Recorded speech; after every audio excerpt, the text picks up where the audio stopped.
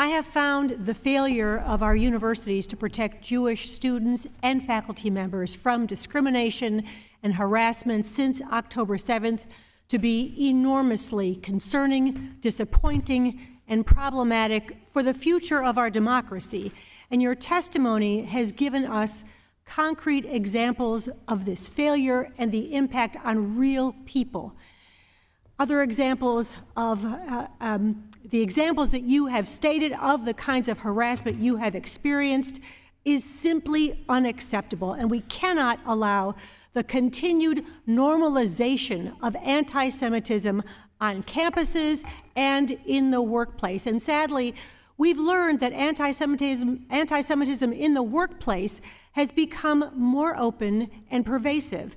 A recent study published in the academic journal Socius found that more than half of Jewish respondents experienced discrimination at work, and another survey found that 25% of hiring managers are less likely to advance Jewish candidates. So this issue goes beyond the college campus, and it is critical that employees understand how to file complaints and that the EEOC have the resources they need to resolve these complaints in a timely and effective manner.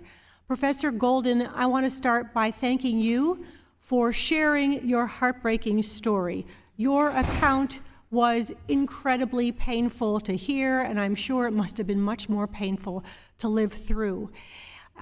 You filed a discrimination complaint initially with Mount San Antonio College, is that correct? Yes, it is. And when you started working there, were you ever told that you could file a discrimination complaint with the EEOC? I don't remember exactly. I may have been informed that there were outside processes, but I don't think that the specific organization was discussed. Were you aware of the differences between filing with the OCR, the Office of Civil Rights, and filing with the EEOC? Definitely not. That was not clarified. And Professor Keating, thank you for sharing your story as well. Also so disturbing. And I want to ask you the same question. Were you ever told about the option or your ability to file an EEOC complaint on the basis of religious discrimination? No, ma'am, I was not. And were you aware of the differences between filing with the Office of Civil Rights and filing with the EEOC?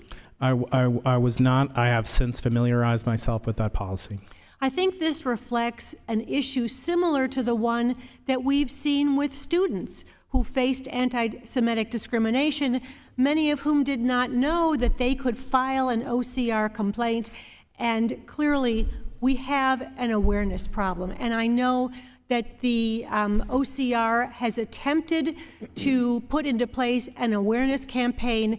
And Ms. Emery-Aris, are you aware that any such campaign, awareness campaign, has been put into effect by the EEOC?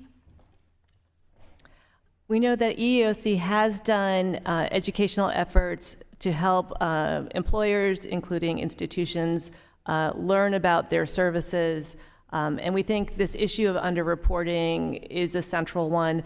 Although we did not focus specifically on that in this employment discrimination work, in past work we've looked at hate crimes on college campuses, and in that work we found that underreporting was a significant issue. And according to the Department of Justice, with hate crimes, they expected that about half of hate crimes were not being reported. Thank you. And in your written testimony, you noted that there are cases where faculty file with OCR, and those cases then have to be turned over to the EEOC. Is that correct? Yes. And many of those cases were not referred within the 30 days required by federal law. Is that also correct? Required by policy, correct. By policy, thank you. And was this in part due to lack of resources at both OCR and the EEOC? We did hear from OCR that they were concerned about resources and that was a factor on their end. And we know that there has been a dramatic increase in the number of cases filed at OCR, is that correct? That is correct. They have also experienced a significant decline in investigative staff during the same time period. Would you say that increasing federal funding to OCR and EEOC and expanding their staffing capacities and their staff training could help with the potential correction to this problem? Although I wouldn't be able to comment on budgetary issues, I do think that it's important that both OCR and EEOC implement our recommendations, and we think that they have the technology to do so. It seems clear that there are several key problems here. Faculty don't always know what to do when they face discrimination. They don't know whether to file with OCR or the EEOC.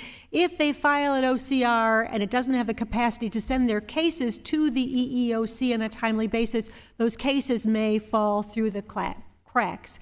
So clearly, I'd like to close by saying we need to fund the OCR and the EEOC, as my colleagues and I have been demanding for months. And I will close by again calling for the majority to increase rather than cut these agencies' budgets if they really want to do better by Jewish students and faculty. And I yield back.